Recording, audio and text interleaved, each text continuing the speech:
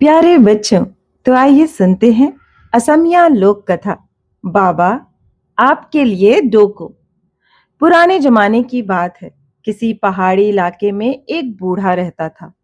उसका एक बेटा था। वह अपने बेटे को जान से भी ज्यादा प्यार करता था।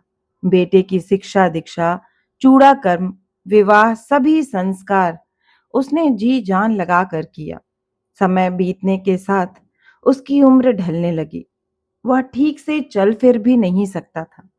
वह बेटे और बहू के भरोसे जीवन के शेष दिन काट रहा था। समय के साथ साथ बूढ़े की बहू ने एक सुंदर पुत्र को जन्म दिया। वह शुक्ल पक्ष की चंद्रमा की भांति बड़ा होने लगा। बूढ़े की स्थिति और भी नाजुक हो गई। उसके पांव चलने फिरने के लिए जवाब देने लगे। अब केवल एक ही स्थान पर पड़े रहने के सिवा उसके पास कोई दूसरा चारा नहीं था। उसकी सेवा करने में उसके बेटे और बहू की कोई दिलचस्पी नहीं थी। एक दिन बेटे ने सोचा, ये बुढ़ा बिस्तर पर पड़े पड़े सिर्फ खाता रहता है, हिलता डुलता तक नहीं, टट्टी पेशाब तक के लिए नहीं हिल सकता, और कितने दिन जिंदा रहेगा पता नहीं। यमराज उसे जल्दी क्यों नहीं उठा लेता? बेहतर होगा कि किसी घने जंगल में ले जाकर छोड़ दूं। बाघ भालू अपना आहार बना लेंगे। इससे छुटकारा पाने के लिए यही एक उपाय है। हमें भी आनंद मिलेगा और बूढ़े को भी मुक्ति मिलेगी। यह सोचकर बेटा सलाह मांगने के लिए अपनी पत्नी के पास गया। पत्नी भी बूढ़े ससुर की सेवा करते करते थक चुकी थी। अपने पति की बात उसे जंच गई। उसने पति के प्रस्ताव पर तुरंत अपनी सहमति की मुहर लगा दी। इसके बाद बेटे ने अपने पिता को एक बड़े से डोको, बांस की बनी टोकरी में रखा और पीठ पर लाद कर जंगल की ओर चलने लगा। उसके साथ उसका छोटा बेटा भी चलने लगा। जंगल दूर नहीं था।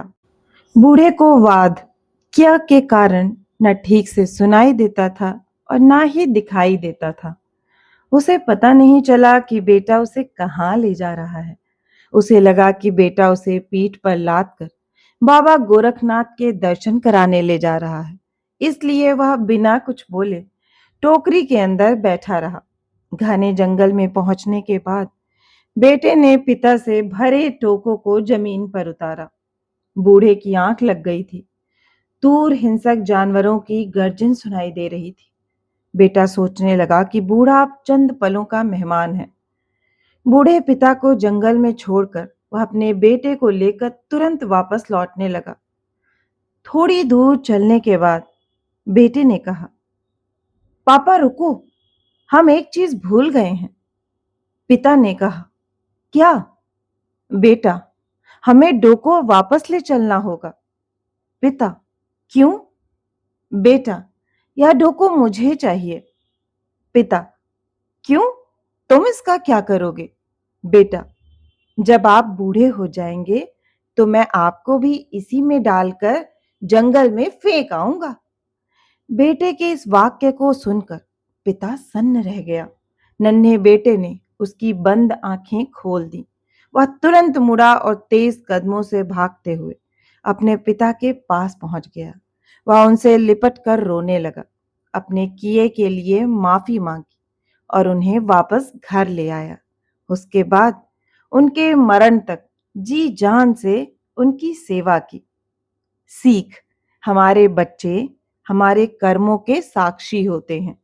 अतः ऐसा काम कभी ना करें जो बाद में बच्चे हम पर दोहराएं।